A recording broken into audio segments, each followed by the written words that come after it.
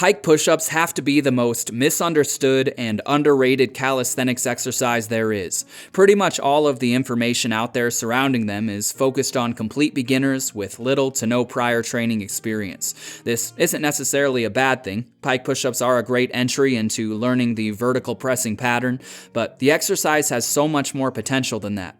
So much so that I sincerely believe almost everyone can benefit from it all the way into the advanced stages of their training.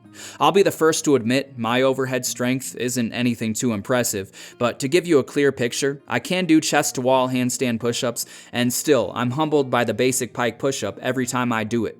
When done correctly, it's far from a simple beginner exercise. So why is it almost no one uses pike push-ups at the intermediate or advanced levels? I think this comes down to three things. One, the pike push-up is seen as more of a stepping stone exercise, only useful as a variation on the way to full handstand push-ups. Two, many lifters who specialize in pressing eventually move on to pressing objects like barbells, and don't want to venture too far away from that for the sake of specificity. They don't realize how useful the basic pike push-up can be, which I think is too bad, by the way. More on that later. Or three, the exercise becomes way too easy in no time at all and gets discarded and labeled as a beginner movement. I'd like to focus on that last one for a while and hopefully convince you that the pike push-up is only as easy as you make it. I could probably rep out a set of 50 pike push-ups no problem if I cheated the movement. This is why most lifters move on. They don't realize how much they actually are cheating the exercise. If you keep all of your weight on your feet and use momentum to press out of the bottom of every rep, of course it's easy. There's barely any tension on the pressing muscles. If you were to instead actively focus on keeping your weight on your hands, the movement would begin to make sense. This is the only downside to the pike push-up. It's very easy to cheat, but if you have the mental strength to stay true to the exercise, you will see why it's so effective. I think now would be a good time to quickly outline how you actually do a pike push-up. If you're a beginner, all you need to do is get into a standard push-up position, bring your feet a few steps closer to your hands, raise your butt into the air, and start repping away. As you become more advanced, you'll want to bring your feet as close to your hands as you can get them, keeping your knees locked out while also keeping your back as flat as you're able. This will test your hamstring flexibility, but you should adapt fairly quickly. If you don't yet have that flexibility, just do the best you can and keep working at it. You'll want to make sure you're not cheating yourself out of the benefits you get from a true pike position by rounding your lower back as a way to compensate for a lack of hamstring flexibility. Some rounding is most likely inevitable, but the intention to keep the low back flat should be there. Quick side note, you might be surprised by how much a bit of extra flexibility actually helps with the rest of your training too. Lifting things off the ground, as an example, becomes easier when you have the mobility to do it correctly. Once you're in the pike position, shift your weight onto your hands until your toes are just barely on the ground. Maintain this as you go into the bottom of the rep, and do your best to continue maintaining it as you press back up. The most challenging obstacle to overcome will be shifting your weight back onto your feet as you initiate the press. You probably won't be able to prevent all shifting, but with the proper intention, you can keep most of your weight on your hands. I've found that focusing on keeping my back flat helps a lot with preventing that unwanted backwards lean. If you've been doing your pike push-ups without complete focus, I guarantee the first time you try them the correct way, you'll be amazed by how difficult they are. You'll be pressing what is very near to your body weight. Yes, some weight will be offset by your feet, but if you keep that forward lean, I don't think it's likely to be more than 10 to maybe 25% max. Think of that in terms of a barbell overhead press or an ultra-high incline press. Almost no one will ever say a bodyweight overhead press is easy, especially for reps. The pike push-up gets you close to that. If you weigh 200 pounds, that's still the equivalent of pressing at least 150 for reps, probably more if you're ultra strict about it. Many will fail their first time to do even a basic set of 10 pike push-ups using completely strict form. One thing you might have noticed is the basic pike push-up has you pressing at somewhat of an angle rather than straight up and down. This involves the upper chest more, which I think is a bonus, as the upper chest is a huge weak point for many lifters, but if you want to make the exercise into more of a pure vertical pressing movement, all you need to do is elevate your feet. 12 inches or so is plenty. This lowers the hamstring flexibility requirement by a noticeable amount and allows you to bring your hands and feet even closer together, meaning a more vertical torso angle and a closer resemblance to a barbell overhead press. Many guys say elevating the feet is a way to increase the difficulty of basic pike push-ups, and in a way they're correct, but I believe it's more accurate to say elevating your feet changes the exercise at a fundamental level, transforming it from more of an incline press, overhead press hybrid into something closely resembling a pure overhead press. I believe it's more accurate to say the pike push-up on the floor and the feet elevated pike push-up are actually two different exercises, which is awesome because that gives us more to work with. Of course, the differences between them are subtle, but sometimes all it takes is subtle variation to keep your training moving forward, to prevent plateaus. Rather than, in a sense, graduating from pike push-ups on the floor to the feet elevated version, I'd recommend working with both as different exercises, independent of each other. This idea is better explained using pull-ups as an example. I don't think anyone actually views pull-up variations as existing on a linear scale. Wide grip pull-ups aren't better than chin-ups because they're more difficult. You don't max out your chin-ups, then abandon them and move on to using a wide grip. You view them as separate exercises and fit both into your training. Pike push-up variations are no different. Continuing on, there's also another variation of the movement I've never actually heard anyone talk about before, the bent knee variation. At first glance, a pike push-up done with completely bent knees probably looks like incorrect form, but I would argue, just as the feet elevated pike push-up and the standard pike push-up done on the floor are fundamentally different exercises, the bent knee variation is also a different exercise. I've spent a lot of time with this one over the last few months. I wanted to make sure my theory about it was correct before making any claims, but I'm certain now. It's worth your time.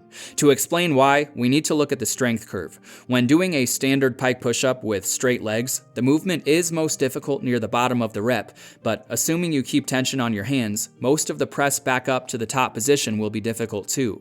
The bent knee version changes that, making the bottom half of the movement significantly harder while making the top half significantly easier. Why is this important and why would you do it?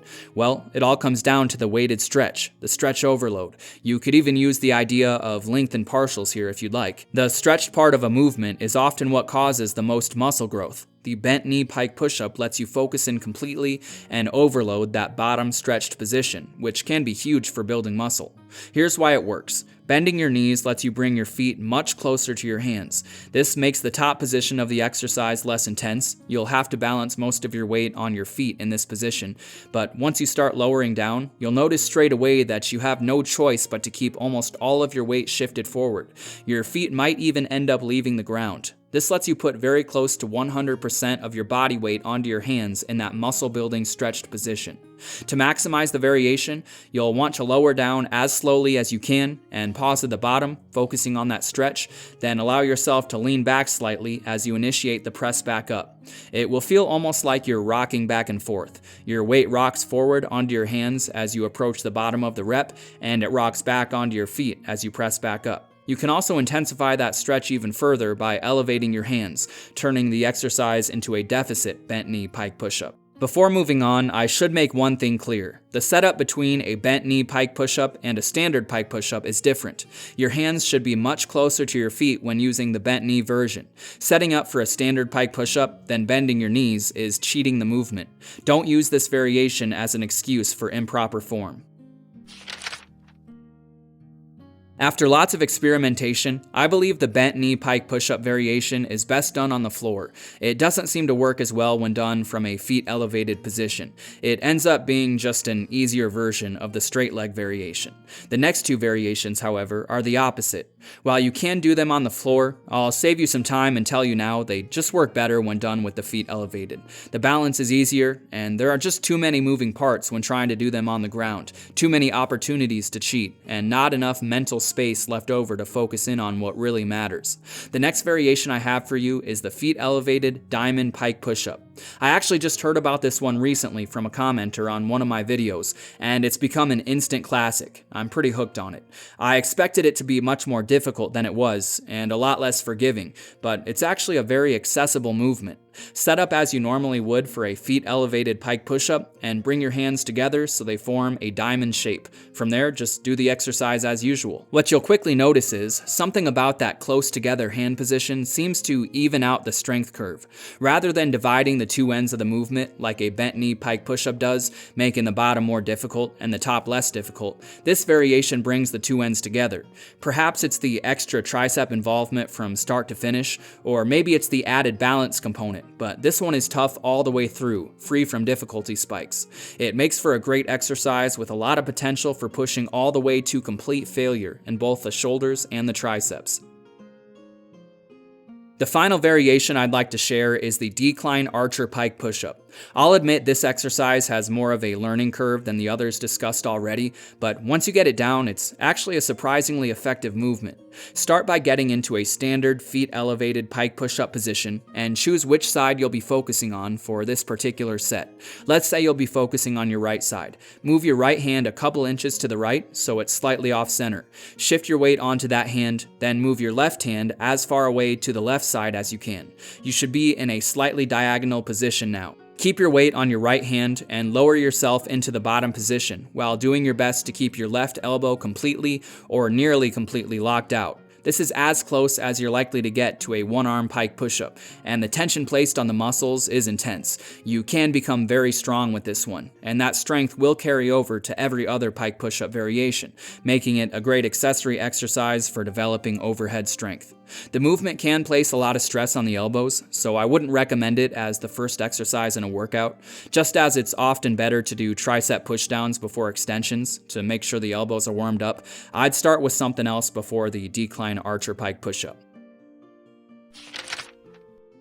I've discussed a few different variations now: basic pike push-ups done on the ground, feet elevated pike push-ups, bent knee pike push-ups, diamonds, archers. You might be wondering if one is better than the others. Is there an ultimate variation? Not at all. Each exercise has its place, and for best results, you rotate through them all. I made a video recently about the power of rotating pull-up variations for long-term strength and muscle growth and for joint health. I'll have it linked below if you want to watch it, but the same idea applies here. The more variations you have to rotate through, even if the differences between them are subtle, the more opportunities you have for making gains. Variations out of the way, proper form in place, most lifters won't get anywhere near a clean set of 20 reps with any of these movements, which makes the path forward clear. Increase your reps.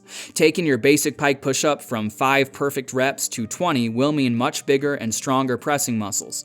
Imagine where you'd be at if you could do 30, or even a set of 10 with 20 pounds added to your body. Imagine how much shoulder strength you'd gain working up to 20 feet elevated deficit pike push-ups. This is the perfect place to be in. Remember when you were a beginner and you could make rapid progress with basic exercises, and fatigue was the furthest thing from your mind, and complex forms of periodization weren't even an afterthought? Pike push-ups done the proper way let you get more of that. Just work at increasing reps and the size will follow.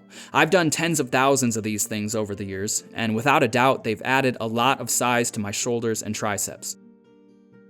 Last, I just want to mention that for those of you interested in pressing weights overhead, the pike push-up might be the ultimate accessory exercise for you. As you become stronger, managing fatigue becomes very important, as does maintaining a high level of practice. Overhead pressing, more than probably anything else, requires a good deal of volume and frequency to master. The more often you can press while managing recovery, the stronger you'll become. The pike push-up is perfect for this. It's a body weight exercise and generates very little fatigue, even when done with very high volume, and it's still a vertical press, which means it will carry over to pressing a barbell. If you're currently chasing a big overhead press, you'll still want to spend most of your time actually pressing things overhead for that specificity, but adding some pike push-ups as accessory work can do wonders. And that's going to be it for today's video. Have you already, or are you willing to see the true power of this basic underrated body weight exercise? It's been a game changer for me over the years, and I think it can be for you too. If you like the video and you're looking for a program that makes full use of the humble pike push-up, I think you'll like my new training program and book, Sandbag Hypertrophy, the complete sandbag training manual. Pike push-ups are heavily featured in the calisthenics portion of the program, and when combined with heavy sandbag lifting, they create a body that's strong like a strongman and yoked like a wrestler. I'll have a link to the book on Amazon, as well as a link to the video I made going over one of the basic programs from the book in the description below. As always, thanks for watching, and I'll see you in the next one.